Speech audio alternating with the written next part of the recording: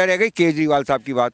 तो आपको एक बात बता दूं, मैं आपसे 20 बार इस बात को कह चुका हूं कि नरेंद्र मोदी में और अरविंद केजरीवाल में अंतर है। अरविंद केजरीवाल अपने आप में कई नरेंद्र मोदी के बराबर मारक क्षमता रखते हैं। दुष्टता में इनका वास्तव में कोई जवाब नहीं है। आपने शाहीन बाग देखा था, आंदोलन हो रहा था, वहाँ पे नागरिकता का सवाल था और छोटे छोटे बच्चों को, दुधमुए बच्चों को लेके औरतें अपने वहाँ पे धरने पे थीं झाड़ों में।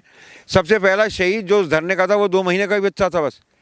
वहाँ पे कभी केजरीवाल गया, कभी केजरीवाल कुछ बोला। वो राजनीति जानता है। और फिर भी देखते हैं अमानतुल्लाह कितने वोटों से जीता।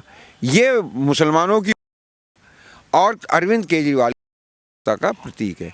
अरविंद केजरीवाल अगर वहाँ गया भी होता तो वहाँ एक बहुत बड़ा नुकसान भी कर सकता था, क्योंकि इसकी राजनीति बहुत ज़्यादा घातक है।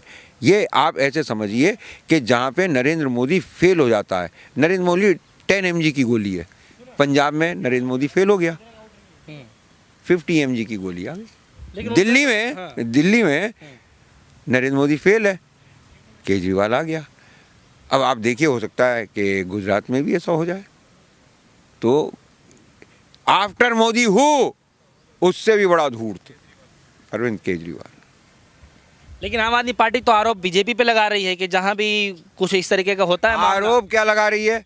आरोप ये लगा रही है कि वो यहाँ लाके रोहिंग्याओं को, बांग्लादेशी मुसलमानों को बसाते हैं और फिर उसके आड़ में वो राजनीति करते हैं। यही उन्होंने आरोप लगाया। तो आप ये देखिए, ये बात बीजेपी कहती, लेकिन ये अरविंद केजरीवाल कह रहा है। अरविंद केजरीवाल की जगह मेरा अपना ये मानना है कि इस वक्त कुछ नेता ऐसे हैं जिनको वहाँ जाना चाहिए।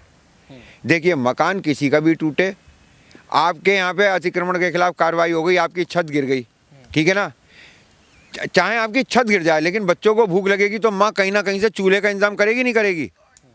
झेलता आखिर में कमज़ोर बच्चा और उसकी माँ है।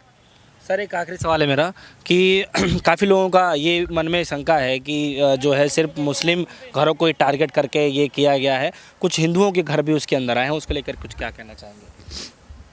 देखिए, ये जो आपने बात मुझसे कही है, ये बात हकीकत है, सत्य है कि हमारा ताना बाना इस तरीके से बुना हुआ है कि यही नहीं पता चलता कि दुकान पे लिखा हुआ शेख रेफ्रिजरेटर और दुकान है गुप्ता जी की।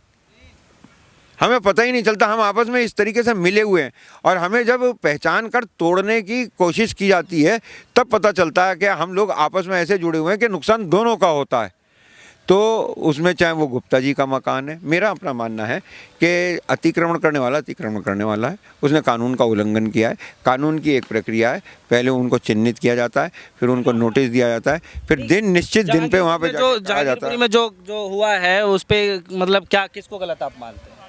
इसके पीछे किसी ऑफिसर की, हाई लेवल ऑफिसर की बुरी मंशा है। देखिए, विधि के शासन, रूल ऑफ लॉ का जो विरोधी है, एंटी है, वो है मन मर्जी। यहाँ पे कानूनी प्रक्रिया का पालन करने के बजाय किसी को राजनीतिक लाभ पहुँचाने के लिए किसी अफसर ने अपनी संवैधानिक जिम्मेवारियों का दुरुपयोग, पावर्स का दुरुपयोग किया है। उसे चिन्हित करके उसकी नौकरी ख़त्म करो, बाकी अफसर अपने आप पहचान लेंगे। किसी नेता को प्रसन्न करने के लिए अगर कोई ऐसा कर रहा है, किसी पार्टी को प्रसन्न करने के लिए ऐसा कर रहा है और उसको दंड अदालत से मिल जाए, तो इन बाकी अफसरों को, और इनकी नौकरियां बहुत हो गई हैं, देश इनकी योग्यता के बिना भी चल सकता है। तो अब उसे चिन्हित करके दंडित करने का, वरना ये कार्यवाही इस तरीके से होती रहेंगी। चलिए।